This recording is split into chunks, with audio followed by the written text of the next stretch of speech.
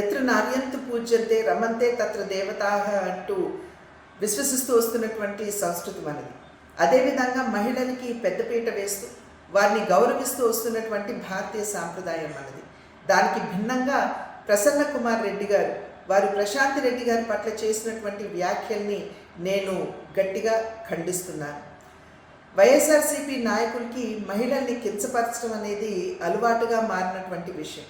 అమరావతిలోని మహిళల్ని మరి మనం నోటితో కూడా చెప్పలేనటువంటి భాషలో వారిని కించపరచడం, అదేవిధంగా శాసనసభలో ఉన్నటువంటి మహిళల్ని శాసనసభ వెలుపల ఉన్నటువంటి మహిళలు సైతం వ్యక్తిత్వ హననం చేయడం మనందరికీ తెలియనటువంటి విషయం కాదు.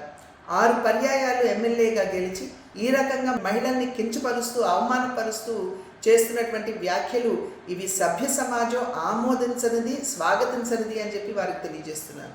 అదేవిధంగా వారికి నేను చెప్పేటువంటి విషయం, ఏదైతే ప్రశాంతి రెడ్డి గారి పట్ల వారు చేసినటువంటి వ్యాఖ్యలు ఉన్నాయో వాటిని ఒక్కసారి వారి తల్లి గారికి వారి భార్య గారికి చూపమని చెప్పి నేను చేసినటువంటి అభ్యర్థన. వారు కనుక దాన్ని ఆమోదించినట్లయితే, వారి ప్రసన్న కుమార్ రెడ్డి గారి భాషను కనుక ఆమోదించినట్లయితే ఇప్పుడు నేను చేసేటువంటి డిమాండ్ని వెనక్కి తీసుకుంటానని చెప్పి నేను తెలియజేస్తున్నాను. నా డిమాండ్ ఏమిటంటే, ఎటువంటి షరతులు లేకుండా ప్రశాంతి రెడ్డి గారికి బాహాటంగా ప్రసన్న కుమార్ రెడ్డి గారు క్షమాపణలు చెబుతూ వారు చేసినటువంటి వ్యాఖ్యల్ని వెనక్కి తీసుకోవాలి అని చెప్పి నేను వారికి తెలియజేస్తున్నటువంటి విషయం.